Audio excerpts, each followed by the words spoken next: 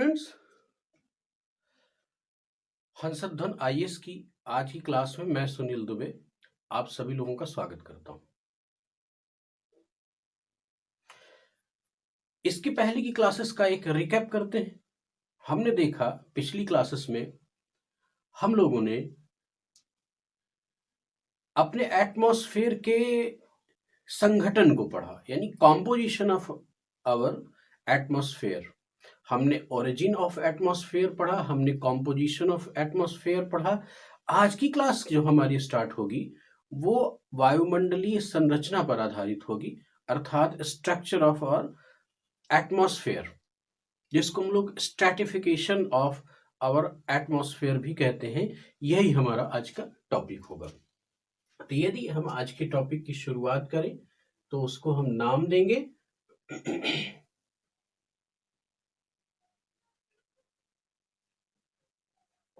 वायुमंडल की संरचना। वायुमंडल की संरचना, स्ट्रक्चर ऑफ एटमॉस्फेयर। इस चीज को स्ट्रैटिफिकेशन ऑफ एटमॉस्फेयर भी कहते हैं।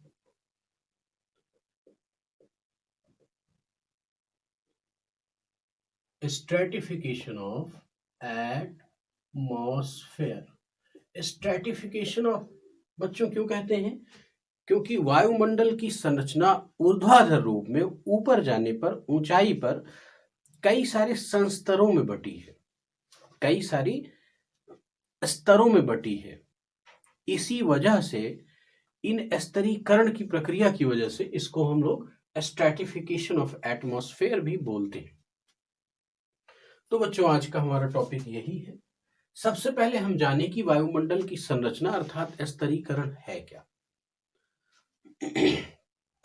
जब हम अपने धरातल से पृथ्वी की ऊंचाई पर जाते हैं तो वायुमंडल के जो महत्वपूर्ण कारक हैं, अर्थात ताप, दाब और वायु के घनत्व में कमी आती जाती है। तो उससे एक प्रत्येक स्तर पर एक खास तरह की वायुमंडलीय दशाएं उत्पन्न होती हैं, और उन खास तरह की वायुमंडलीय दशाओं से संबंधित जो बेल्ट बनेगा, जो क्षेत्र बनेगा, जो स्तर बनेगा, उसको एक पार्टिकुलर नाम दे दिया जाएगा। और इस तरह से कई सारी भौतिक और रासायनिक प्रक्रियाएं विभिन्न प्रकार के स्तरों में अलग अलग ढंग से घटती रहती हैं, जिनके आधार पर इन स्तरों का एक नाम दे दिया जाता है, और इसको हम लोग वायुमंडल की संरचना बोलते हैं।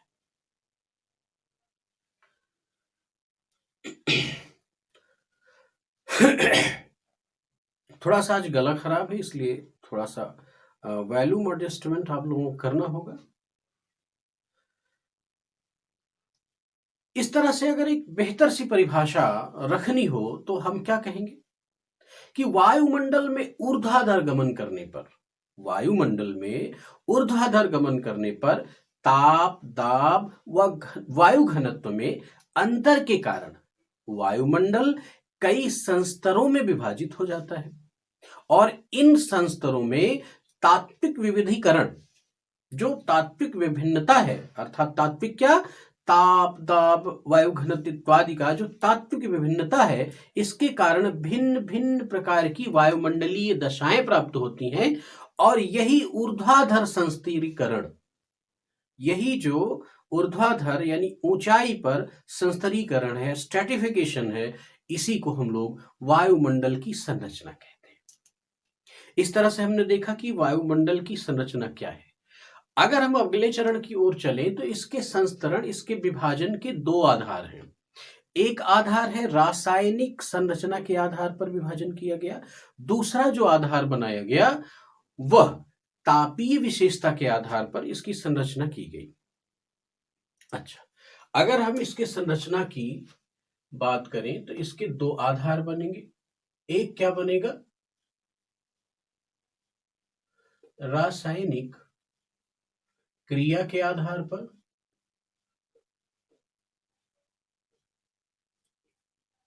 और दूसरा तापीय आधार पर। तापीय आधार पर, तो रासायनिक क्रिया के आधार पर का मतलब क्या हुआ?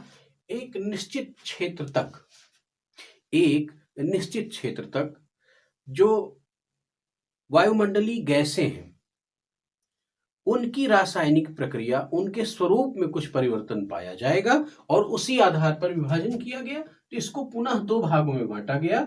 इसको हम लोग एक तो सममंडल, जिसको होमोस्फेयर के नाम से जानते हैं, और विषम मंडल, जिसको हम लोग हेट्रोस्फेयर के नाम से जानते हैं। अच्छा बच्चों, सममंडल और विषममंडल का आधार क्या है, इसकी स्थितियां क्या हैं, इसको हम लोग थोड़ा सा समझें। अभी जब हम लोग तापीय आधार पर इसका विभाजन करेंगे तो देखेंगे कि ये कई सारे मंडलों में बटा है। इसको हम लोग वायुमंडल का मंडलीकरण के नाम से भी संबोधन करते हैं। तो जैसे क्षोभ मंडल,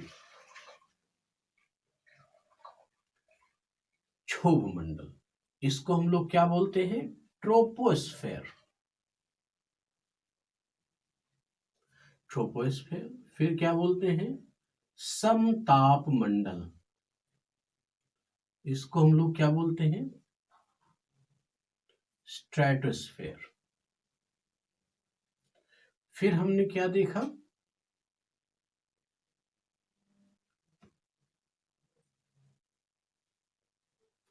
मध्य मंडल, इसको हम लोग क्या बोलते हैं? मेसोस्फेयर। फिर हमने क्या देखा? आयन मंडल। आयन मंडल, इसको भी हम लोग आयनोस्फेयर के नाम से जानते हैं। फिर हमने क्या देखा? बहिर्मंडल। बहिर्मंडल, ये बहिर्मंडल को हम लोग एक्सोस्फेयर के नाम से जानते हैं। अब ये जो तापीय आधार पर डिवीजन है, इसमें से कुछ मंडलों को इकट्ठा करके बेसिकली 3 मंडलों की ऊंचाई जितनी है उसको सममंडल में रखा गया, और इन दोनों आयन मंडल और बहिर्मंडल की जो ऊंचाई है इनको सम्मिलित रूप से विषम मंडल के अंतर्गत रखा गया। रासायनिक क्रिया के आधार पर जो विभाजन है वो आधुनिक प्रणाली के आधार पर विभाजन के नाम से भी जाना जाता है। मतलब जो हमारे वायुमंडल का वर्तमान विभाजन है, वर्तमान समय के विद्वानों द्वारा विभाजन है, वो होमोस्फेयर और हेट्रोस्फेयर के रूप में ही है। तो होमोस्फेयर में हमने नीचे से 3 मंडल स्फेयर्स को इंक्लूड किया। तो इसमें हुआ क्या? दरअसल ये होमोस्फेयर किस नाम से है, ये खास बात आपको समझनी है। बहुत इंपॉर्टेंट ये बिंदु है एग्जाम के पॉइंट ऑफ व्यू से, प्री के पॉइंट ऑफ व्यू से और मेंस के पॉइंट ऑफ व्यू से, दोनों के पॉइंट ऑफ व्यू से बहुत इंपॉर्टेंट विषय है। आखिर सममंडल में होता क्या है? सममंडल में हमारी गैसियों, जो हमारी गैसें हैं, वायुमंडल में व्याप्त जो मिश्रित गैसें हैं, उनका अनुपात प्रति आयतन इकाई में जो उनका अनुपात है वह समान रहता है। लेकिन विषम मंडल में प्रति इकाई अनुपात समान नहीं रहता है, इसीलिए उसको विषम मंडल कहा गया। अर्थात क्षोभ मंडल से लेके मध्य मंडल तक, ट्रोपोस्फेयर से लेके मेसोस्फेयर तक जो वायुमंडलीय स्थिति है उसमें गैसों का आनुपातिक साम्य पाया जाता है। उसमें आनुपातिक रूप से बराबर रहती हैं गैसें, गैसों का अनुपात समान रहता है। कैसे रहता है इस बात को थोड़ा समझें। जैसे मान लीजिए हमने लिया 1 मीटर क्यूब आयतन का अगर हम कोई एयर मास ले लें, ये मान लीजिए हमने ले लिया, और इसमें मान लेते हैं हम, जैसे कि हमने देखा है जो कॉम्पोजिशन ऑफ एटमॉस्फेयर है उसमें हमने देखा कि बहुत सारी गैसें पाई जा रही है, nitrogen, oxygen, hydrogen, carbon dioxide, neon, xenon, ozone etcetera.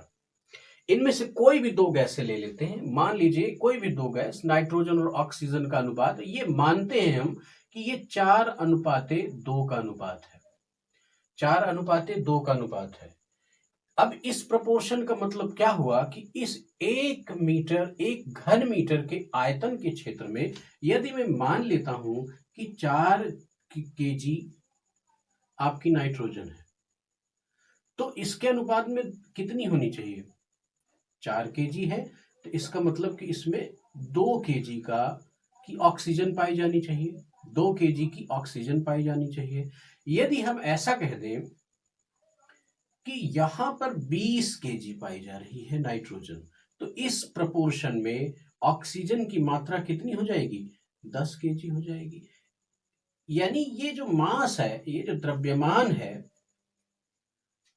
वायुमंडल में वायु का, गैसों का, ये कुछ भी हो लेकिन इनके बीच में एक समानुपातिक संबंध है, एक अनुपात निश्चित है। इस वजह से इस मंडल को सममंडल कहा जाता है। लेकिन सममंडल के ऊपर अर्थात मध्य मंडल से जैसे ही हम आयन मंडल और बहिर्मंडल की सीमा में जाएंगे तो यहाँ पर गैसों का प्रति आयतन इकाई में आनुपातिक उपस्थिति समान नहीं रहती, इसलिए हम लोग इसको विषम मंडल के नाम से जानते हैं। तो बच्चों, इस तरह से हमने सममंडल और विषम मंडल की स्थिति को देखा। अब अगर तापीय आधार पर इसका मंडलीकरण किया जाए तो उनमें सबसे पहली बात क्या आती है? क्षोभ मंडल। पहला क्या है? जैसा कि यहां पर लिखा गया है, क्षोभ मंडल। क्षोभ मंडल अर्थात ट्रोपोस्फेयर। लेकिन इसके डिटेल को समझने से पहले हमें एक चित्र बनाना होगा। उस पिक्टोरियल रिप्रेजेंटेशन के माध्यम से हम समझेंगे, क्योंकि यहां पर आज पिक्टोरियल रिप्रेजेंटेशन की एक बड़ी जरूरत है। एटमॉस्फेरिक स्ट्रेटिफिकेशन में पिक्टोरियल रिप्रेजेंटेशन की एक बड़ी जरूरत है। और मैं चाहता तो इसको प्रीडिफाइंड भी करता, लेकिन मुझे मालूम है कि आप उस चीज को उतनी बेहतर तरीके से ग्रहण नहीं कर पाते जो ऑन साइट आपको करके दिखाया जाता है उसकी तुलना में। इसलिए मेरा उद्देश्य है कि जो भी करना है ड्यूरिंग द क्लास करना है, आपके सामने करना है। ये एक हमने पृथ्वी का अर्धव्यास लिया, हमने पृथ्वी का एक अर्धव्यास लिया।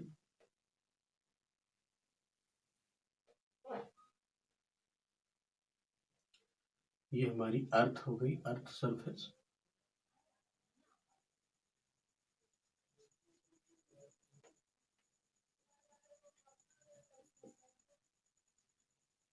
अब स्टूडेंट देखें, अगर हम इसको पूरा कर दें, पूरा न करने का कारण है क्योंकि स्पेस कम है और अभी इसमें कई सारे मंडल तैयार किए जाएंगे, तब प्रॉब्लम आ जाएगी बोर्ड की, व्हाइट बोर्ड के स्पेस की प्रॉब्लम आ जाएगी। इसीलिए मैंने इसको अर्धव्यास के रूप में दिखाया, पृथ्वी के एक स्फेयर को दिखाया और उसी को हम नीचे से लिंक करके समझ लेंगे। अब मान लीजिए कि यह हमारी पृथ्वी का संपूर्ण वायुमंडल इतने क्षेत्र में विस्तृत है, ये इतने पूरे क्षेत्र में हमारा वायुमंडल विस्तृत है।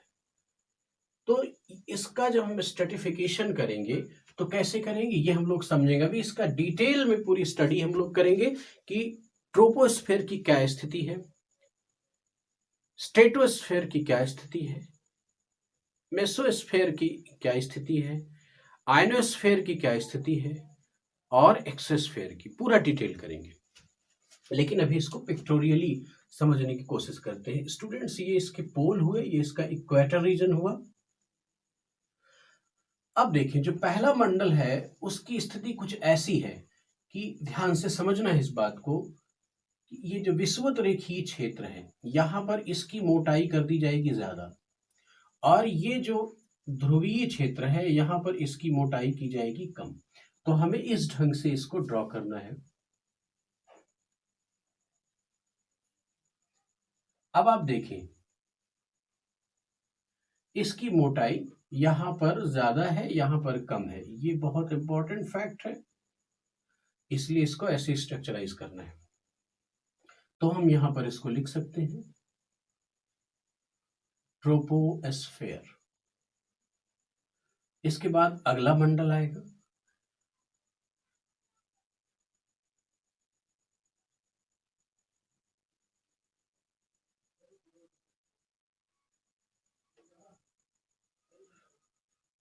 ये है हमारा स्ट्रेटोस्फेयर।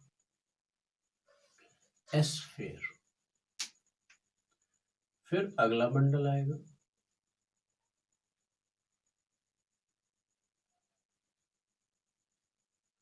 ये है हमारा मेसोस्फेयर।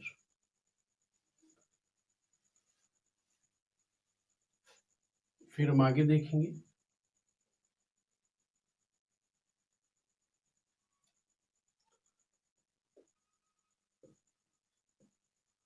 आयनोस्फेयर। फिर इसके बाद की जो स्थिति होगी वो होगी एक्सोस्फेयर। एक्सोस्फेयर। तो ट्रोपोस्फेयर को हम लोग क्या बोलेंगे? क्षोभ मंडल। स्ट्रेटोस्फेयर को हम लोग क्या बोलेंगे? समताप मंडल। मेसोस्फेयर को हम क्या बोलेंगे? मध्य मंडल। आयनोस्फेयर को क्या बोलेंगे? आयन मंडल। और एक्सोस्फेयर क्या बोलेंगे? बहिर्मंडल। बहिर्मंडल। तो ये इसका रिप्रेजेंटेशन हुआ। अब हम लोग पहले मंडल की चर्चा करते हैं, क्षोभ मंडल, ट्रोपो। ट्रोपोस्फेयर में ट्रोपो शब्द का जो लिटरल मीनिंग है वो है चेंज, अर्थात परिवर्तन। तो प्रश्न उठता है कि एक ऐसा क्षेत्र जहां पर बहुत सारे चेंजेस होते हों, ट्रोपो अर्थात बहुत सारे अल्टरेशंस होते हों, बहुत सारे चेंज होते हों, परिवर्तन होते हों, तो वो मंडल हमारा क्या है? ट्रोपोस्फेयर। दरअसल ट्रोपोस्फेयर की स्थिति ऐसी ही कुछ है कि क्षोभ मंडल में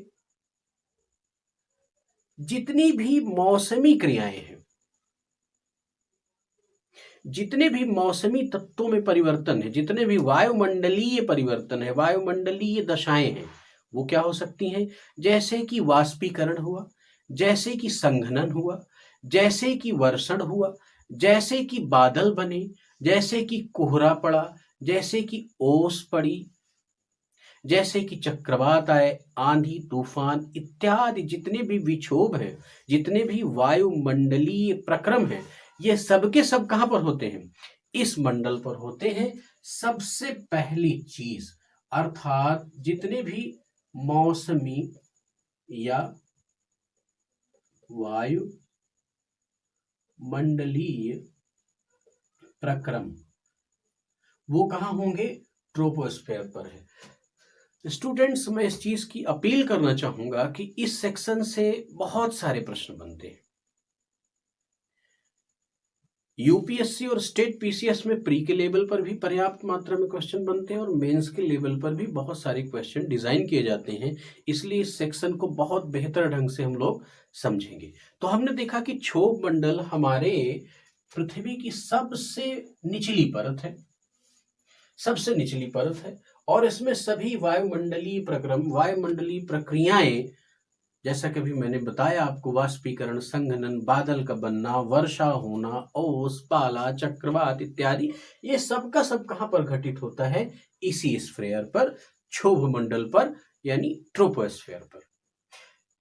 ये सबसे निचली परत हुई, ये सबसे निचला संस्तर हुआ वायुमंडल का। इसके बाद देखें,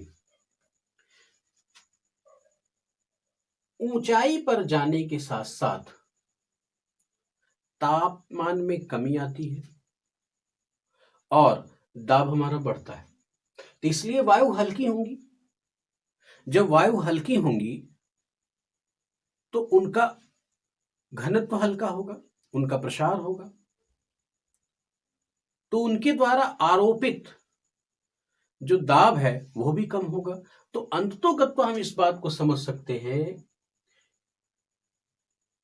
कि निचले स्तर पर वायु का घनत्व अधिक है, अर्थात उसका द्रव्यमान अधिक है, और ऊंचे ऊंचे स्तर पर जैसे जैसे हम ऊंचाई पर जाएंगे तो वायु हल्की होती जाएगी और उसका घनत्व कम होता जाएगा। अर्थात एक दूसरा इंपॉर्टेंट फैक्ट बनता है कि संपूर्ण वायुमंडल का 75% द्रव्यमान कहाँ स्थित है? क्षोभ मंडल में स्थित है। ये एक इंपॉर्टेंट फैक्ट है जिसको आपको अपने दिमाग में रखना है। अब दूसरी अगली एक बहुत जरूरी बात क्षोभ मंडल से समझें कि इसके लिए ये बहुत ही इंपॉर्टेंट क्वेश्चन है, मैं बार बार कहूंगा ये वेरी इंपॉर्टेंट। ध्रुवों पर इसकी ऊंचाई कम, ध्रुवों पर इस मंडल की ऊंचाई कम तथा विषुवत रेखीय क्षेत्र अर्थात इक्वेटर रीजन पर इसकी ऊंचाई ज्यादा। इसीलिए मैंने कहा कि ये क्षेत्र आपको चौड़ा मिलेगा, ये कम चौड़ा मिलेगा। लेकिन अगर इस पूरे क्षोभ मंडल की एक औसत ऊंचाई मैं आपके सामने निकाल के रखूं तो उसको एक औसत ऊंचाई को 14 किलोमीटर यानी 14 किलोमीटर, ये तो इसका एवरेज हाइट हुई इसकी।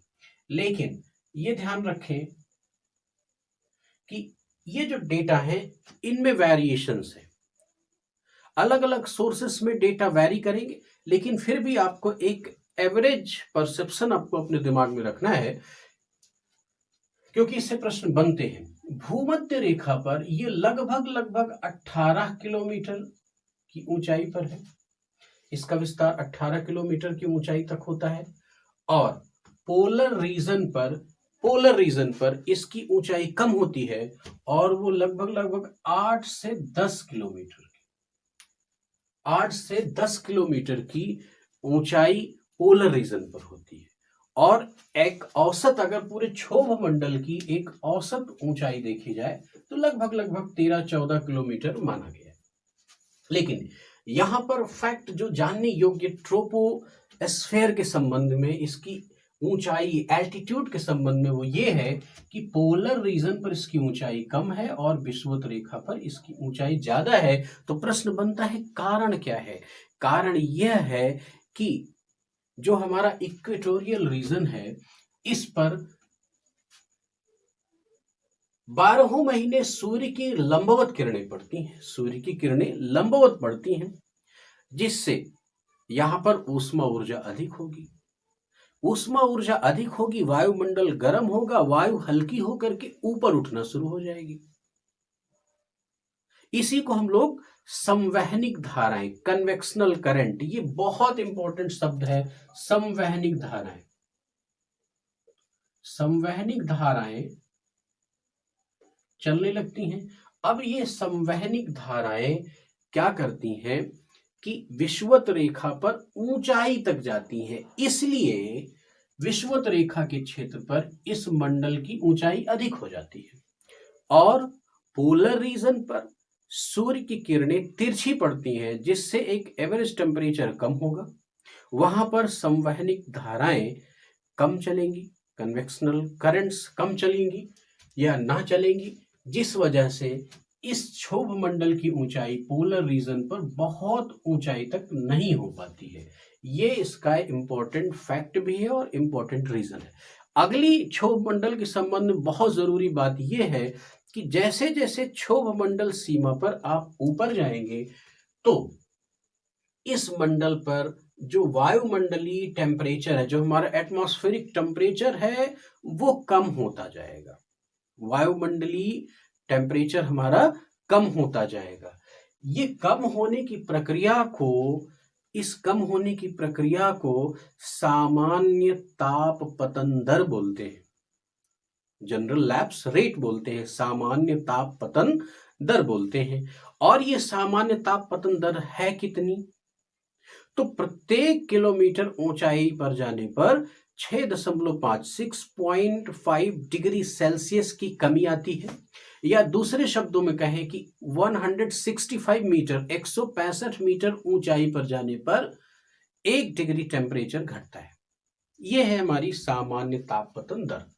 तो इस तरह से अगर हम देखें तो इसके लिए एक इधर मैं माइनस कर देता हूं, इधर प्लस कर देता हूं। ये माइनस क्या रिप्रेजेंट करेगा कि किसी एक पार्टिकुलर स्फीयर में टेम्परेचर डाउन हो रहा है, फिर उस पार्टिकुलर स्ट्रेचर पर टेम्परेचर हमारा बढ़ रहा है, ये इसका रिप्रेजेंटेशन होगा। तो अगर मैं यहाँ पर क्षोभ मंडल की बात करूं तो क्षोभ मंडल में टेम्परेचर ऐसे से घट रहा है। तो ये घटते घटते क्षोभ मंडल की ऊपरी सीमा तक पहुंचते पहुंचते ये तकरीबन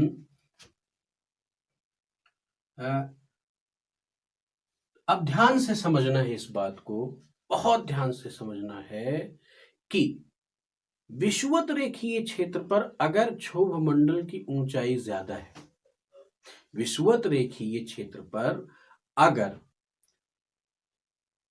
क्षोभ मंडल की ऊंचाई ज्यादा है तो इसका तापमान गिरते गिरते गिरते ज्यादा नीचे चला जाएगा, श्योर है।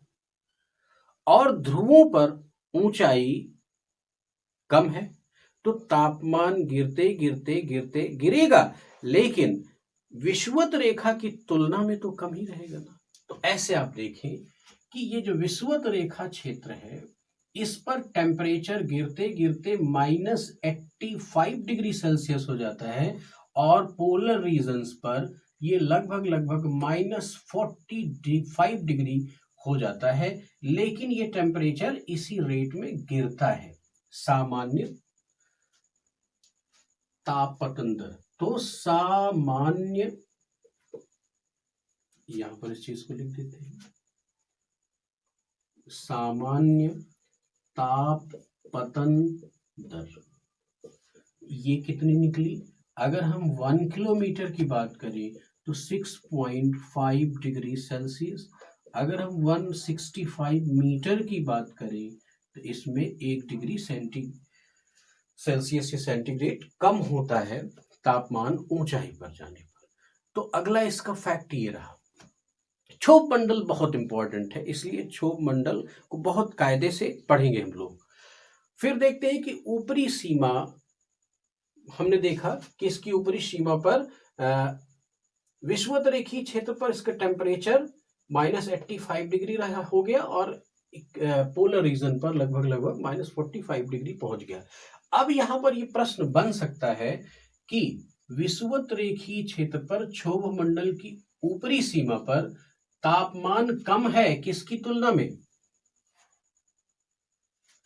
पोलर रीजन की तुलना में। लेकिन धरातल की अगर हम बात करें, ग्राउंड बेस की बात करें, तो टेम्परेचर इक्वेटोरियल रीजन पर ज्यादा होता है रेदर देन पोलर रीजन। लेकिन क्षोभ मंडल की ऊपरी सीमा तक पहुंचते पहुंचते इसमें एक इन्वर्जन देखा जाता है, इसमें एक परिवर्तन देखा जाता है। वो क्या कि विषुवत रेखा क्षेत्र पर टेम्परेचर अत्यधिक कम हो जाएगा और पोलर रीजन पर टेम्परेचर इसकी तुलना में ज्यादा रहेगा। ये फैक्ट आपको ध्यान में रखना है। आर्टिस्टिकली इस टॉपिक पर, इस पॉइंट पर बहुत सारे क्वेश्चंस बनते हैं और बन भी सकते हैं। अच्छा, ये अगली बात हमें देखनी है कि ग्रीष्म काल में, अर्थात जब गर्मी आएगी, ग्रीष्म काल आएगा, तो जो इंसोलेशन है अर्थात सूर्य तप है, अर्थात सोलर रेडिएशन है, वो ज्यादा मिलेगा। वायुमंडल हमारा अत्यधिक गर्म होगा। जब अत्यधिक गर्म होगा तो संवहनिक धाराएं अत्यधिक ऊंचाई तक चलेंगी। जब अत्यधिक ऊंचाई तक संवहनिक धाराएं चलेंगी तो हम ये कह सकते हैं एवरेज रूप में। अच्छा, ध्यान रखें कि गर्मी का जब मौसम होगा, ग्रीष्म ऋतु होगी, तो पोलर रीजन पर भी थोड़ा सा टेम्परेचर तो अप करेगा ही। तो कुल मिला के ओवरऑल एवरेज हम ये कह सकते हैं कि ट्रोपोस्फेयर की जो सीमा है ग्रीष्म काल में वो ऊपर हो जाती है। क्यों हो जाती है? इसीलिए गर्मी हुई, यहां पर स्थित जो वायु है उसका प्रसार हुआ, घनत्व कम हुआ, वायु हल्की हुई, तो इस क्षेत्र की ऊंचाई में हल्का सा परिवर्तन आ जाएगा। ये प्रश्न बनता है, अर्थात ग्रीष्म ऋतु में परिवर्तन आ जाएगा। तो शीत ऋतु अगर आई तो इसी के ठीक अपोजिट घटना घटेगी। शीत ऋतु में ट्रोपोस्फेयर की सीमा, ऊपरी सीमा में कमी आ जाती है, 1-2 किलोमीटर की कमी आती है। ये एक बहुत इंपॉर्टेंट बिंदु है जिससे हमारा प्रश्न बनता है। अगली हम बात देखें, ये फैक्ट है, इसको सीधे समझ लें कि क्षोभ मंडल में जो वायुमंडलीय तापन की प्रक्रिया होती है, एटमॉस्फेयर हमारा हीट होता है, उसके कौन से तरीके हैं? 2 तरीके हैं।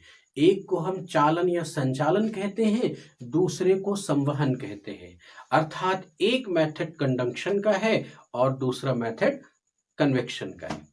इन दोनों प्रक्रिया के द्वारा हमारा वायुमंडल क्षोभ मंडल में गर्म होता है। अगली एक इंपॉर्टेंट बात है जो बहुत ही इंपॉर्टेंट है, खासतौर पर यूपीएससी के पॉइंट ऑफ व्यू से तो बहुत ही इंपॉर्टेंट है। ये कहा गया कि क्षोभ मंडल में शीत ऋतु में यानी विंटर सीजन्स में तापमान व्युत्क्रमता की घटना पाई जाती है। तापमान व्युत्क्रमण पाया जाता है, थर्मल इन्वर्जन की सिचुएशन बनती है। ये तापमान व्युत्क्रमण क्या है, पहले ये हम समझ लें। सामान्यतः हमने देखा कि क्षोभ मंडल पर ऊंचाई पर जाने पर तापमान हमारा कम होता है।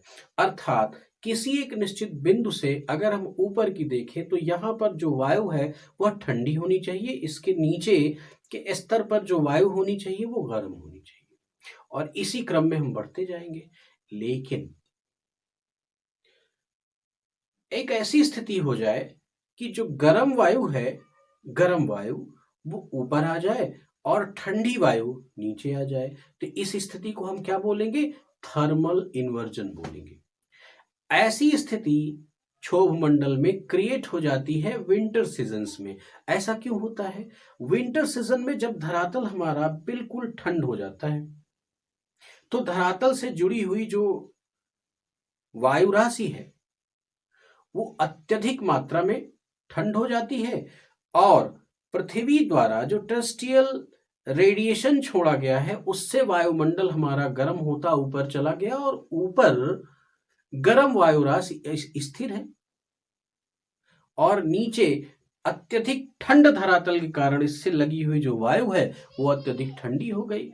तो नीचे धरातल पर वायु राशि कैसी हो गई? ठंडी हो गई, और ऊंचाई पर वायु राशि कैसी हो गई? गर्म हो गई। ये सिचुएशन क्या है? तापमान की व्युत्क्रमणता, अर्थात थर्मल इन्वर्जन। तो यानी इसके संदर्भ में एक बात ये देखनी है कि शीतकाल में अक्सर क्या होता है, ये जो तापमान व्युत्क्रमणता की स्थिति उत्पन्न होती है। तापमान व्युत्क्रमणता की स्थिति उत्पन्न होती है। तो इस तरह से इतने इंपॉर्टेंट फैक्ट रहे हमारे किसके संदर्भ में? ट्रोपोस्फेयर के। ये जानने जरूरी थे, और इन सबको अपनी नोटबुक में आप लिख करके बार बार रिवीजन करेंगे।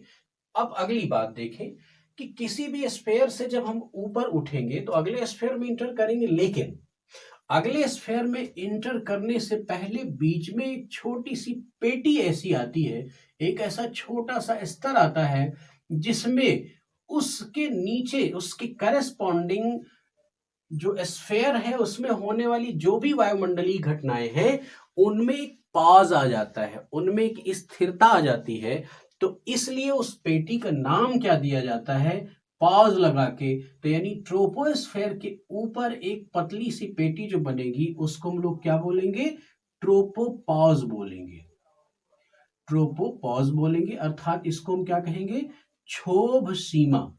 क्षोभ सीमा के नाम से बोलेंगे। तो इस क्षोभ सीमा का इंपॉर्टेंस क्या है? अब देखिए, जैसे क्षोभ मंडल की सबसे बड़ी खासियत क्या रही कि सामान्य तापमान पतन दर, तापमान यहां पर ऊंचाई के साथ घट रहा है, और जितने भी मौसमी दशाएं हैं वो सब की सब कहां बन रही हैं? क्षोभ मंडल में बन रही हैं। तो इसका मतलब कि जो पॉज आएगा अर्थात ट्रोपोपॉज आएगा तो वहां पर एक कुछ निश्चित दूरी तक ये दोनों घटनाएं स्थिर हो जाएंगी, अर्थात तापमान के गिरने का क्रम भी स्थिर हो जाएगा, और जो भी मौसमी या वायुमंडलीय प्रक्रम है, प्रक्रियाएं हैं, वह भी हमारी स्थिर हो जाएंगी। तो इस तरह से ट्रोपोस्फेयर के ऊपर ट्रोपोपॉज, ये एक से ध्यान रखना है, ट्रोपोपॉज की अगर हम स्थिति कहें तो ये 1 से 1.5 किलोमीटर की एक पतली सी पट्टी होती है, जिसमें वायुमंडलीय स्थिरता आ जाती है। तो याद रखना कि किस तरह की वायुमंडलीय स्थिरता आ जाएगी, जो उसके करस्पॉन्डिंग स्फीयर में घट रहा था। अब ऐसे ही अगले अगर हम चरण में चले तो हमारा है समताप मंडल। दूसरा विषय हमारा क्या है? समताप मंडल, जिसको कि हम लोग स्ट्रेटोस्फेयर के नाम से जानते हैं। समताप मंडल में एक शब्द है जिससे इसकी हमें पहचान करनी है, जहां पर तापमान सम हो। अच्छा, लेकिन आगे देखेंगे कि ऐसा नहीं है। इस मंडल में तापमान केवल सम नहीं है, इसमें तापमान में परिवर्तन भी होता है। पहले हम ये देखते हैं कि इसका एल्टीट्यूड, इसकी उपस्थिति कितनी है। तो आप देखिए कि धरातल से 50 किलोमीटर की ऊंचाई तक ये हिस्सा, ये रेखा है स्ट्रेटोस्फेयर की, जो अंतिम सीमा है वो 50 किलोमीटर की है। अर्थात अगर मैं 14 किलोमीटर इसका एवरेज, ट्रोपोस्फेयर का एवरेज अगर एल्टीट्यूड में 14 किलोमीटर मान लूं, तो यहां से ये जो क्षेत्र है स्ट्रेटोस्फेयर का लगभग 36 किलोमीटर। ध्यान रहे कि ये जो न्यूमेरिकल डेटा है, इनके रिप्रेजेंटेशन में सदैव अप्रॉक्स शब्द लगभग लगा के ही चलना पड़ेगा, क्योंकि अलग अलग स्रोतों में इनकी अलग अलग वैल्यूज हैं, इसलिए बहुत ज्यादा परेशान होने की जरूरत नहीं है। एक जनरल अंडरस्टैंडिंग न्यूमेरिकल डेटा के संबंध में रखेंगे। फिर समझ लें कि धरातल से 50 किलोमीटर की ऊंचाई तक हमारा स्ट्रेटोस्फेयर पाया जाएगा। और अगर इसकी ट्रोपोपॉज की यानी क्षोभ मंडल की ऊपरी सीमा से अगर इसकी हम ऊंचाई देखें तो ये लगभग हमें 36 किलोमीटर के आसपास मानना होगा। अब ध्यान रखना है कि इस मंडल का नाम तो समताप मंडल रख दिया गया, लेकिन इस मंडल में जब हम ऊंचाई पर जाएंगे तो तापमान हमारा बढ़ना शुरू हो जाता है, और इसकी वृद्धि की दर ये है कि अपनी ऊपरी सीमा में पहुंचकर लगभग 0 डिग्री सेंटीग्रेड के आसपास तापमान आ जाता है। अब यहां पर आपको ध्यान रखना है कि इस रीजन पर -40 डिग्री था, यहां पर -85 डिग्री था। एक हम अगर एवरेज लें तो इससे कम होते ही तो हमारा 0 डिग्री सेंटीग्रेड पर आया। तो इसका मतलब ये हम कह सकते हैं कि समताप मंडल की ऊपरी सीमा तक टेम्परेचर क्या हो रहा है? टेम्परेचर बढ़ रहा है। टेम्परेचर बढ़ रहा है। जब टेम्परेचर बढ़ रहा है तो समताप शब्द क्यों आया? ताप समान कहां रहा? दरअसल बात क्या है, इसको हम लोग समझेंगे। बात ये कि जो हमारा स्ट्रेटोस्फेयर है, अगर मैं इसको ये पृथ्वी मान लो, एक छोटा सा रिप्रेजेंटेशन यहां करता हूं। ये जो स्ट्रेटोस्फेयर है, ये क्या करता है कि ये अपने आप में इसमें जो गैसें, इसमें जो इसकी जो वायुमंडलीय संरचना है वो क्षैतिज विस्तार लिए हुए है। तो ये विस्तार में क्या होता है कि जैसे टेम्परेचर यहां से बढ़ा और एक निश्चित क्षैतिज संरचना में वो बिल्कुल समान हो जाएगा, सम हो जाएगा। फिर हम देखेंगे कि फिर बढ़ा, फिर एक अगली क्षैतिज संरचना आएगी जिसमें कि ये फिर से क्या होगा? समान हो जाएगा।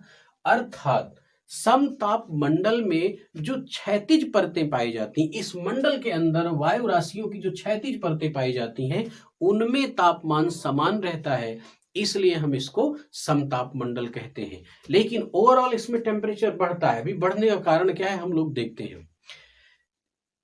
बहुत ही इंपॉर्टेंट क्वेश्चन बार बार आया है बच्चों, आपको बहुत ध्यान में रखना है कि क्षोभ मंडल तक संपूर्ण मौसमी दशाएं हो रही हैं। जितना भी हमारा एटमॉस्फेरिक टर्बुलेंस है, डिस्टर्बेंसेस है, वो सारी की सारी चीजें क्षोभ मंडल में हो जा रही हैं। तो इसके ऊपर स्ट्रेटोस्फेयर है। तो इसका मतलब कि जो समताप मंडल है, स्ट्रेटोस्फेयर है, वो हमारा मौसमी घटनाक्रम से, जो मौसमी घटनाएं हैं उनसे मुक्त है। जब उनसे मुक्त है तो वहां पर मौसम शांत रहता होगा। ऐसी दशा में उपयुक्त मौसम माहौल बनता है, उपयुक्त वातावरण बनता है समताप मंडल में, उपयुक्त दशाएं बनती हैं समताप मंडल में। किसके लिए? वायुयान संचालन के लिए। वायुयानों के संचालन के लिए उपयुक्त दशाएं बनती हैं समताप मंडल में, क्योंकि वहां पर मौसमी परिघटनाएं शांत रहती हैं, स्थिर रहती हैं। बार बार इससे क्वेश्चन बने हैं, हर जगह बने हैं, इसलिए आप इसको ध्यान में रखेंगे। अर्थात हम दूसरी बात अगर यहाँ पर हम देखें, इसकी ऊंचाई की मैंने जो बात की, तो यानी धरातल से ये लगभग 50 किलोमीटर की ऊंचाई पर है। ओवरऑल अगर हम देखें तो 36 किलोमीटर की एक ये मोटी लेयर है। इसमें तापमान की वृद्धि होती है, तापमान की वृद्धि होती है। लेकिन समताप मंडल कहे जाने का कारण क्या है? समताप मंडल कहे जाने का कारण यह है कि इसकी क्षैतिज परतों में, क्षैतिज परतों में तापमान समान रहता है, तापमान समान रहता है, इसलिए हम इसको समताप मंडल बोलते हैं। फिर मैंने आगे बोला कि जितनी भी मौसमी दशाएं हैं या वायु मंडलीय दशाएं, इनको हम लोग टर्बुलेंस या डिस्टर्बेंसेस भी कह सकते हैं। ये सब यहां पर क्या है? अनुपस्थित है। तो अनुपस्थित है तो क्या होगा? ये वायुयान संचालन के लिए उपयुक्त दशा बनेगी, उपयुक्त दशा निर्मित होती है।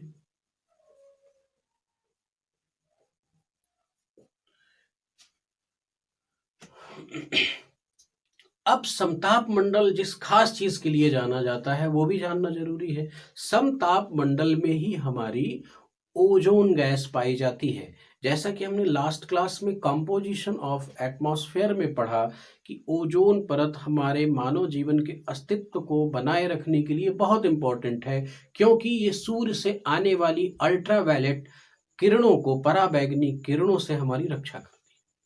तो ये ओजोन परत पाई कहाँ जाती है? ये ओजोन परत दरअसल इसी स्ट्रेटोस्फेयर में ही पाई जाती है। तो इसका मतलब हम ये कह सकते हैं कि समताप मंडल में ही ओजोन मंडल है, ओजोन मंडल पाया जाता है। ओजोन स्फेयर भी इसी में पाया जाता है, क्योंकि यहाँ पर ही ओजोन गैस पाई जाती है। और ये हमको पता है कि ओजोन गैस क्या करती है? सूर्य से आने वाली परावैंगनिक किरणें, जो कि अगर सीधे धरातल पर चली आए तो हमारे लिए खतरनाक है, धरती पर उपस्थित जीवन के लिए खतरनाक है, उनसे हमारी सुरक्षा करती है।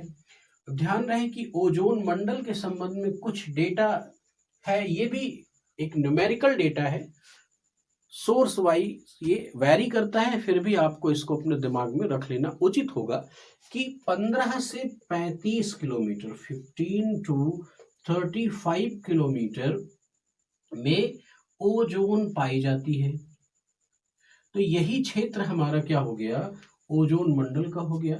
लेकिन इसमें भी जो 25 किलोमीटर से 35 किलोमीटर का एरिया है, इसमें डेंस है, सर्वाधिक घनीभूत है ओजोन परत हमारी।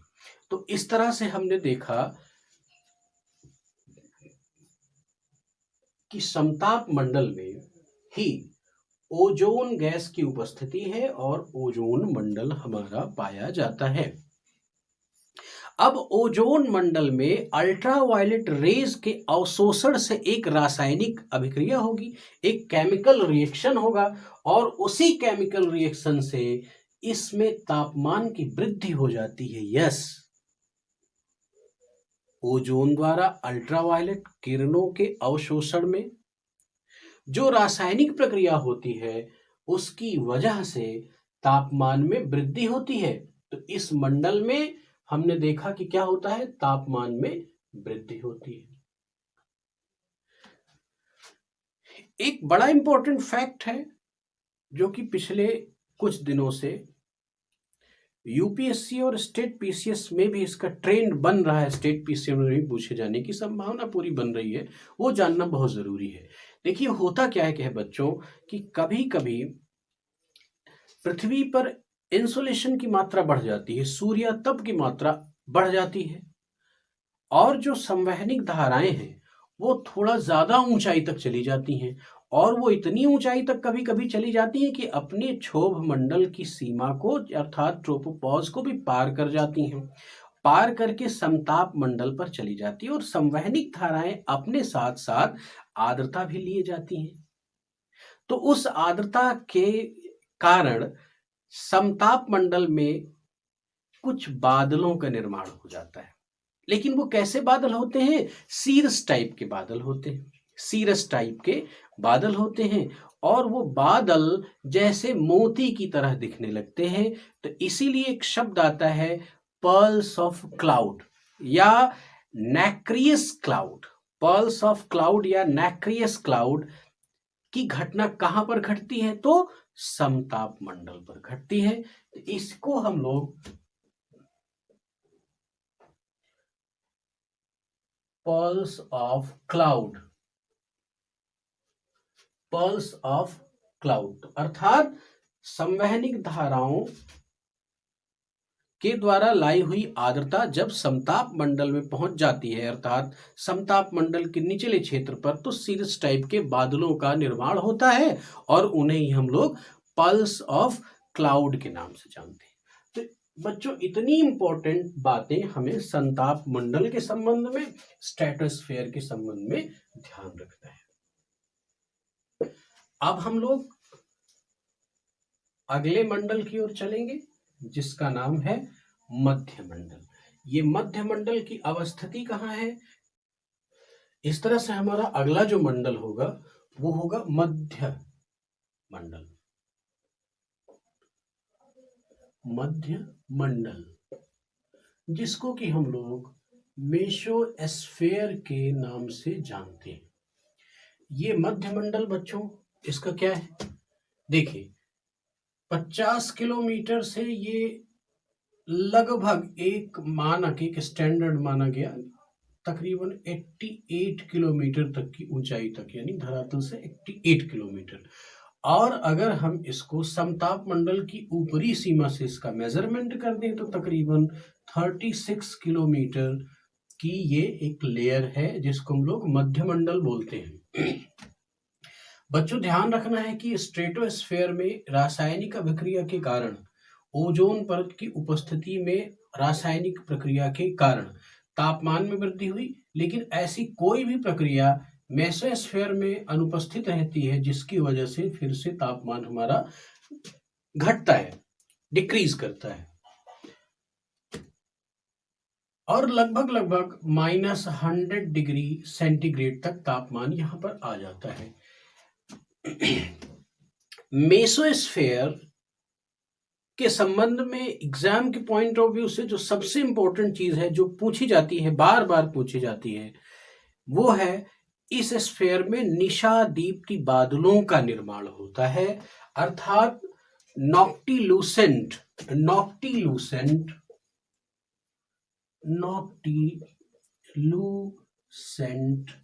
क्लाउड्स, नॉक्टिलूसेंट क्लाउड्स का, जिनको कि हम लोग कहते हैं निशादीप्ति बादलों का निर्माण होता है। इस संबंध में मेसोस्फीयर की खास पहचान है। ये निशादीप्ति बादल क्या है? जैसा कि हमको पता है कि बादलों के निर्माण के लिए उपयुक्त मात्रा में आर्द्रता, ह्यूमिडिटी की आवश्यकता होती है, जिससे उसमें आर्द्रताग्राही नाभिकों के चारों तरफ संघनन होता है, अर्थात आर्द्रताग्राही नाभिक अर्थात धूल कण, जब हमने कॉम्पोजिशन पढ़ा था वहां पर देखा है ये बात, उनकी उपस्थिति में उन पर एक कंडेंसेशन, संघनन की प्रक्रिया होती है, जिससे बादलों का निर्माण होता है। लेकिन यहां पर निशादीप्ति बादल का अर्थ क्या है? दरअसल होता क्या है कि हमारे वायुमंडल में, वायुमंडल से बाहर बहुत सारे आकाशीय पिंड इंटर करते हैं और वो हमारे वायुमंडल में आकर घर्षण से जल उठते हैं। उनसे मुक्त होने वाली जो धूल और राख कण है, वही हमारी मेसोस्फीयर में इकट्ठा होकर के एक बादलों का स्वरूप ग्रहण कर लेती है, जिसे हम लोग नॉक्टिल्यूसेंट क्लाउड या निशादीप्ति बादल कहते हैं। इस संबंध में मध्यमंडल की खास पहचान है। मध्यमंडल की दूसरी पहचान और है कि इसमें टूटता हुआ तारा, बचपन से हम लोगों ने देखा है, फिल्म वालों ने इस शब्द को बहुत ज्यादा प्रमोट किया है। इस घटना को भी इच्छाएं पूरी होती हैं, लोग ऐसे अपनी मन्नतें मांगने लगते हैं। तो टूटते हुए तारे की जो घटना है वो क्या है? उल्का आदि आकाशीय पिंडों का पृथ्वी के वायुमंडल के घर्षण के बाद जल उठने की प्रक्रिया ही हमारी टूटता हुआ तारा की प्रक्रिया है, जो कि मध्यमंडल में घटित होती है। बच्चों कंफ्यूज नहीं होना है, कई सारे सोर्सेस में इस घटना को आयन मंडल में, आयनोस्फीयर के अंतर्गत रखा गया है, किंतु ये जाने कि आयन मंडल में अरोरा बोरियोलिस और अरोरा ऑस्ट्रियालिस की घटना घटती है, लेकिन यहां पर टूटते हुए तारे की घटना घटती है। इस तरह से मध्यमंडल, मेसोस्फीयर की चर्चा के बाद हम लोग आगे जिस मंडल को उठाएंगे वो है हमारा आयन मंडल। आयन मंडल अर्थात आयनोस्फीयर। ये इसको आयनोस्फीयर क्यों कहा गया? इस आयनोस्फीयर की ऊंचाई 88 किलोमीटर के ऊपर, 88 किलोमीटर के ऊपर लगभग 360 किलोमीटर तक जाती है। अलग अलग सोर्सेस में इस डेटाबेस में एक वेरिएशन होगा। मैं फिर से आपको कहना चाहूंगा, इन वेरिएशंस पर आपको नहीं जाना, ये मोटा मोटा आपके दिमाग में सेटअप, इनसे क्वेश्चंस भी नहीं बनते हैं। अगर आप अपनी मेंस की राइटिंग में लगभग ऐसे डेटाज रखते हैं तो कोई प्रॉब्लम नहीं होती है, उनको एक्सेप्ट कर लिया जाता है, वो एक्सेप्टेबल है। 360 किलोमीटर तक की ऊंचाई पर, अर्थात 360 माइनस 88, ये कर दें, जो वैल्यू आए उतनी लगभग एक एवरेज ऊंचाई, एक एवरेज मोटाई आपके आयनोस्फीयर की है। लेकिन दूसरी बात ये जानने की, इस मंडल में भी हमारे तापमान की वृद्धि होने लगती है। ये इंपॉर्टेंट फैक्ट है, तापमान की वृद्धि होती है, तापमान की वृद्धि होती है। अब प्रश्न उठता है कि तापमान की वृद्धि क्यों होती है? आयनोस्फीयर का मतलब ये जहां पर गैसें अपने आयनित स्वरूप में है, अर्थात उनके गैस के कण विद्युत आवेशित हैं। जब उनमें विद्युत आवेश आ जाता है तो वो इलेक्ट्रॉनों को मुक्त कर देती हैं। इस दशा को आयनोजाइजेशन बोलते हैं, आयनीकरण बोलते हैं। आयनीकरण के लिए उपयुक्त स्थिति क्या होती है? इस स्तर तक दाब हमारा बिल्कुल निम्नतम हो जाता है। यहां पर दाब की स्थिति ये आती कि -0.35 मिली बार के आसपास हमारा दाब हो जाता है, किंतु ताप अत्यधिक होता है, लगभग 700 डिग्री सेंटीग्रेड का ताप हो जाता है। तो टेम्परेचर हाई हुआ, वायु दाब हमारा कम हुआ, तो ऐसी दशा में गैसों एक घटना और घटती है कि इसी समय अल्ट्रावायलेट किरणों का वायुमंडल में व्याप्त ये गैसें हैं, इन पर प्रहार होता है और इस आयनोस्फीयर में नाइट्रोजन, ऑक्सीजन, हीलियम और हाइड्रोजन की गैसों की परतें पाई जाती हैं और इन्हीं परतों पर अल्ट्रावायलेट रेज जब पड़ती हैं तो आयनीकरण की प्रक्रिया प्रारंभ हो जाती है, अर्थात इन गैसों के अणु विद्युत आवेशित हो जाते हैं और विद्युत आवेशित होकर के इलेक्ट्रॉन मुक्त करते हैं और इन्हीं इलेक्ट्रॉन्स की एक लेयर बन जाती है। और इस लेयर की उपयोगिता ये है कि पृथ्वी से जाने वाली रेडियो वेव्स को ये रिटर्न कर देती है, रेडियो वेव्स को ये रिटर्न कर देती हैं। तो यहां पर ये चीज हम कह सकते हैं कि तापमान में वृद्धि होती है। ऐसा क्यों होता है? क्योंकि गैसों के विद्युत आवेशित कण पाए जाते हैं, विद्युत आवेशित कण पाए जाते हैं और ये विद्युत आवेशित कण क्या करते हैं? इलेक्ट्रॉन मुक्त कर देते हैं, इलेक्ट्रॉन मुक्त कर देते हैं। तो क्या होता है? इन इलेक्ट्रॉन्स की एक पेटी बन जाती है और इन इलेक्ट्रॉन्स की जो पेटी बनती है, इसी से पृथ्वी से जाने वाली जो रेडियो वेव्स हैं, रेडियो तरंगे हैं, वो पृथ्वी पर रिटर्न होती हैं। तो इससे क्या होता है? इससे संचार प्रणाली सुगम हो पाती है, संचार प्रणाली सुगम हो पाती है, अर्थात आयनोस्फीयर हमारी संचार प्रणाली को सुचारू रूप से बनाए रखने के लिए रिस्पॉन्सिबल है। अब देखें कि इलेक्ट्रॉन्स की जो लेयर बनी, अर्थात विद्युत आवेशित कणों की जो लेयर बनी, वो एक ही लेयर में नहीं होती है, बल्कि उसके कई लेयर होती हैं। अगर हम इन परतों की बात करें तो ये परतें D1 जिसको पहली होती है सबसे नीचे, उसको हम लोग डी लेयर बोलते हैं। इस डी लेयर की जो ऊंचाई है लगभग 88 किलोमीटर से 99 किलोमीटर तक की इसकी ऊंचाई मानी।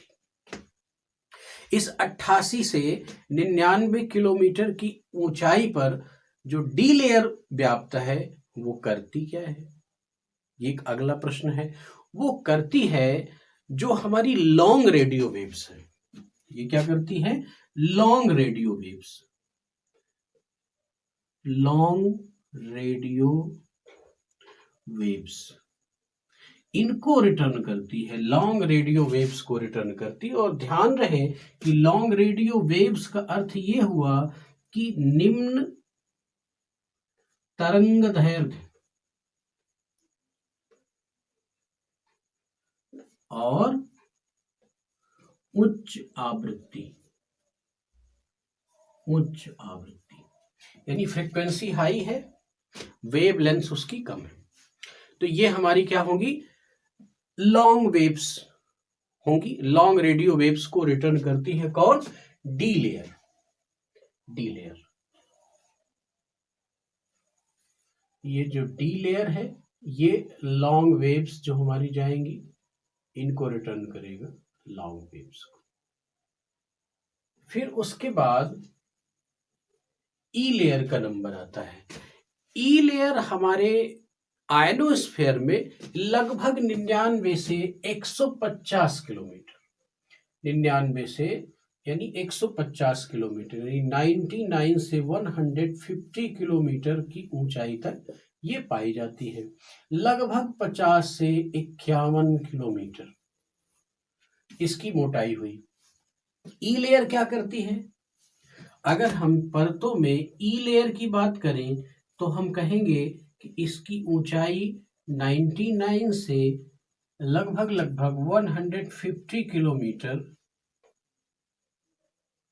तक पाई जाती हैं और ये क्या करती है? मीडियम वेव्स,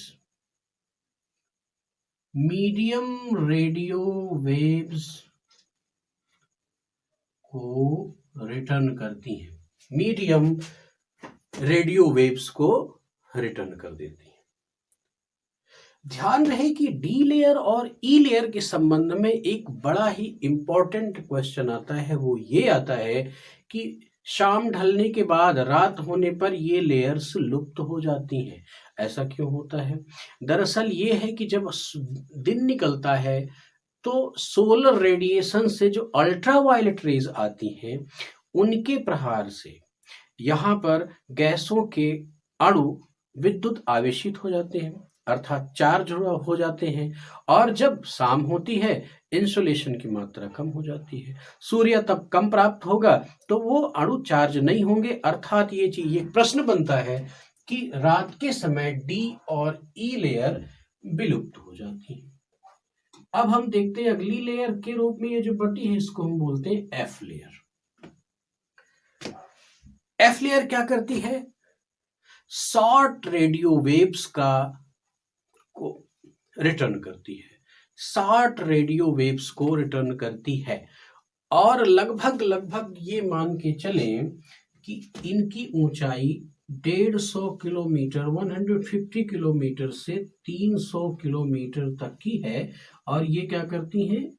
शॉर्ट वेव्स को रिटर्न करती हैं। किनको? Short wave. और शॉर्ट वेव का मतलब क्या हुआ? जिनकी फ्रीक्वेंसी उच्च है यानी हाई फ्रीक्वेंसी, लेकिन जिनकी जो तरंग दैर्ध्य है वो कम है, अर्थात लो वेवलेंथ। उच्च आवृत्ति और निम्न तरंग दैर्ध्य की जो तरंगे हैं, लॉन्ग रेडियो वेव्स नहीं, सॉरी यहां पर लॉन्ग रेडियो वेव्स में उल्टा हो गया, गलत हो गया, इसके लिए इसको हम सुधारेंगे। लॉन्ग रेडियो वेव्स का अर्थ है कि जिनकी उच्च तरंग दैर्ध्य है और निम्न आवृत्ति है, ये ध्यान में रखना है, निम्न आवृत्ति है। लेकिन शॉर्ट वेव्स का मतलब ये है जिनकी निम्न आवृत्ति है, निम्न तरंग दैर्ध्य है और उच्च आवृत्ति है, फ्रीक्वेंसी हाई है, उनको हम लोग शॉर्ट वेव कहते हैं। और शॉर्ट वेव रिटर्न्स कहां से होती हैं? एफ लेयर से होती हैं। और ये एफ लेयर दो पार्ट में डिवाइड होती है, जिसको हम लोग F1 और F2 के नाम से जानते हैं। और इसी एफ लेयर का एक नाम और है, वो जान ले, वो एग्जाम पॉइंट ऑफ व्यू से बहुत इंपॉर्टेंट है। उसका नाम है एप्लेटन लेयर। इसको हम लोग एफ लेयर को, अर्थात इन दोनों को कंबाइंड रूप से एप्लेटन लेयर के नाम से भी जानते हैं। ये एग्जाम के पॉइंट ऑफ व्यू से बहुत इंपॉर्टेंट क्वेश्चन है। अब इसके बाद देखें, एफ लेयर के बाद मैं थोड़ा सा यहां पर इस चीज को राइट करूंगा। एफ लेयर के बाद एक लेयर और है, जी लेयर है। 300 किलोमीटर के ऊपर 300 किलोमीटर के ऊपर जी लेयर का अस्तित्व है। और ये ध्यान रखें कि वो शॉर्ट रेडियो वेव्स जो एफ लेयर के ऊपर चली जाती हैं वो जी लेयर से रिफ्लेक्ट कर दी जाती हैं। जी लेयर का इतना ही काम है। और अब देखें कि आयन मंडल से एक बहुत जरूरी, बहुत important exam point of view से तथ्य बनता है, वो है ये जो नॉर्दर्न हेमिस्फीयर है हमारी पृथ्वी का, जो उत्तरी गोलार्ध है, और इस तरह से अगर हम करें तो ये दक्षिणी गोलार्ध होगा। तो जब आयनीकरण की प्रक्रिया होती है, गैसों के कण जब विद्युत आवेशित होते हैं, तो इस रासायनिक अभिक्रिया से ऊर्जा ऊष्मा मुक्त होती है। और जब ऊर्जा ऊष्मा मुक्त होगी तो उनसे एक प्रकार की चमक उत्पन्न होती है। और उत्तरी गोलार्ध में जो चमक उत्पन्न होती है उसको हम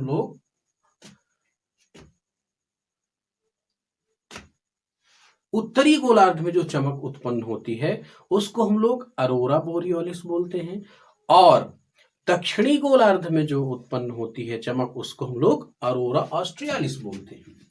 तो यहां पर अर्थात आयन मंडल के लिए अगला जो इंपॉर्टेंट फैक्ट है वो क्या है?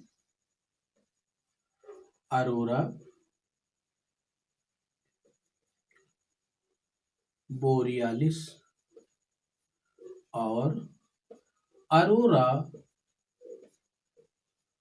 ऑस्ट्रियालिस की घटना। अरोरा ऑरियालिस और अरोरा ऑस्ट्रियालिस की घटना। तो एक बार फिर से रिपीट कर दूं कि अरोरा बोरियालिस और अरोरा ऑस्ट्रियालिस की घटना है क्या? तो आयनोस्फेयर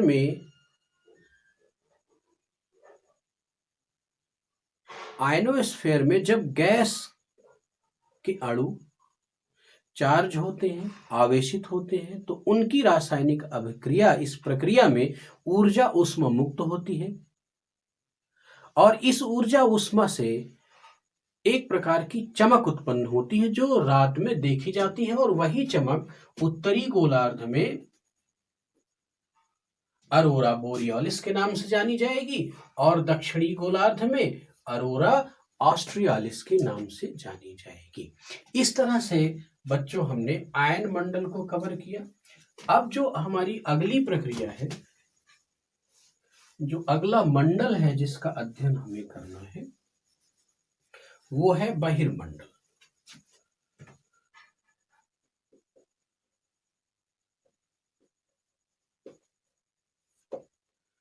बहिर्मंडल, अब ध्यान रखना है कि यहां तक एक टेम्परेचर की निश्चित स्थिति पाई गई, कम ज्यादा कम ज्यादा, लेकिन आयनोस्फेयर के बाद जो एक्सोस्फेयर है यहां पर टेम्परेचर बढ़ता ही जाएगा, टेम्परेचर कम नहीं होगा। अर्थात हम ये कह सकते हैं कि तापमान की वृद्धि। बहिर्मंडल में तापमान की वृद्धि होती है। यहां पर वायु का घनत्व लगभग नगण्य हो जाता है। वायु अर्थात गैसें बहुत विरल हो जाती हैं और फिर एक निश्चित किलोमीटर के बाद, अर्थात ध्यान रखें कि 640 किलोमीटर के बाद से ये हमारा एक्सोस्फीयर स्टार्ट होता है और फिर आगे चल के ये अंतरिक्ष में विलीन हो जाता है। लेकिन बहिर्मंडल के संबंध में एक बहुत जरूरी पॉइंट बनता है, वो क्या है? Van Allen radiation belt.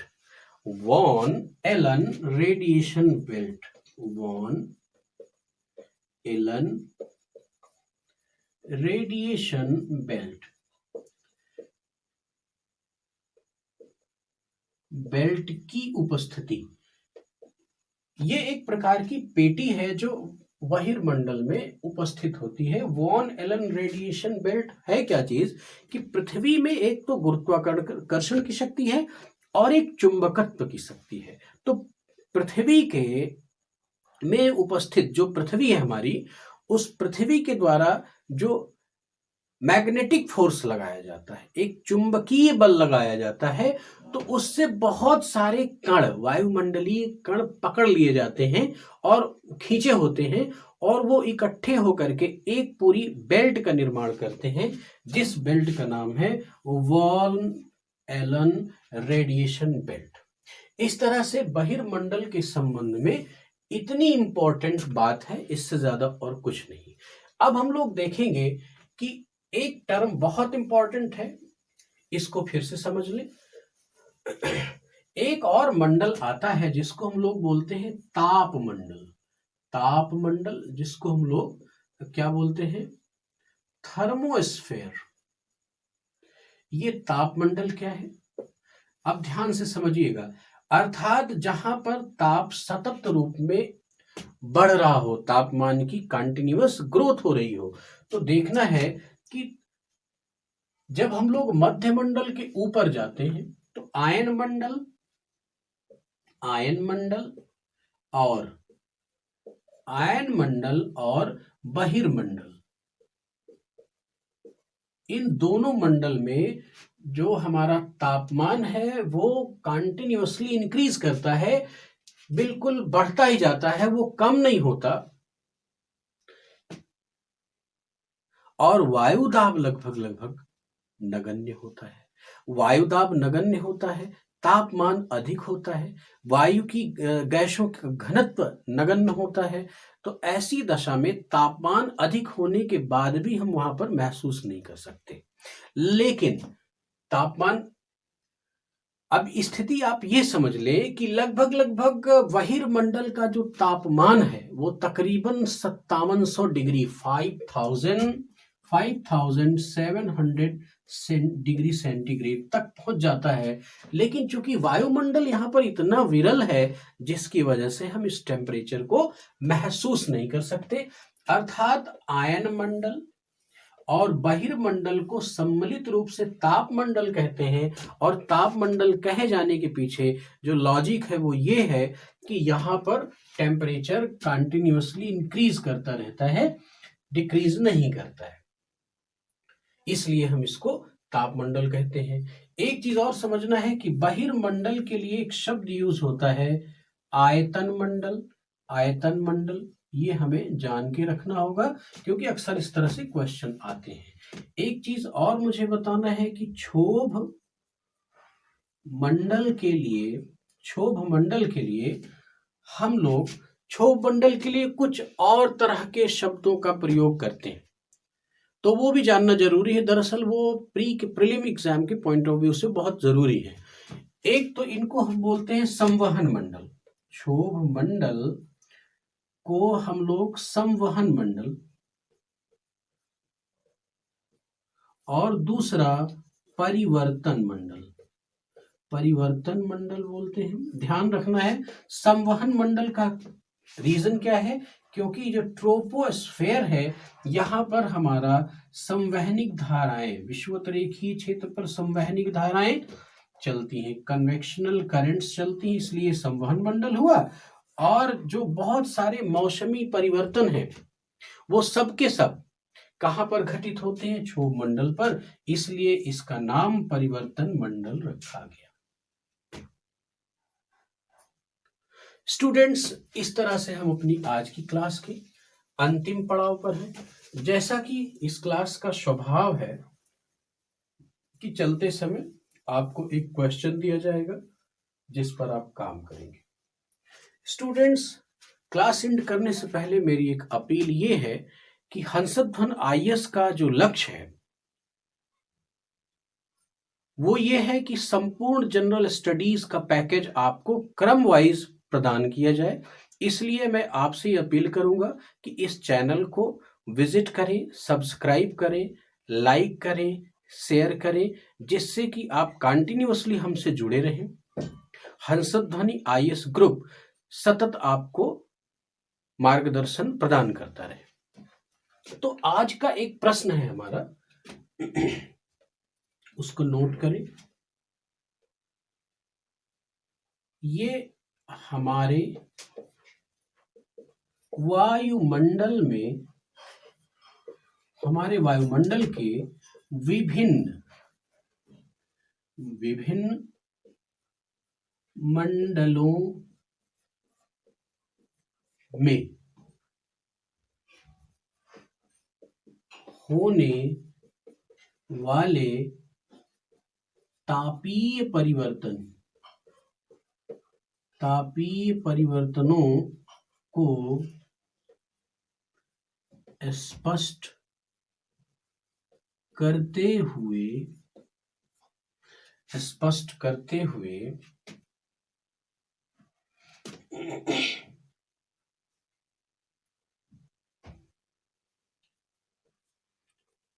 यह भी स्पष्ट करें कि हमारी संचार प्रणाली में किस तरह से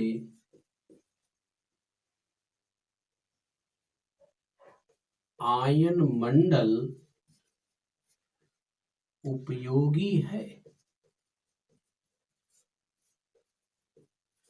स्टूडेंट्स, आप इस प्रश्न का नेचर देखेंगे तो इस प्रश्न में एक ही सवाल में 2 स्तर के प्रश्न बनाए गए हैं जो कि आपको इसी क्लास में मिल गए हैं।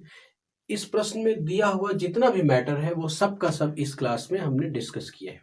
तो इस तरह से आज की क्लास समाप्त करते हैं। बहुत बहुत धन्यवाद।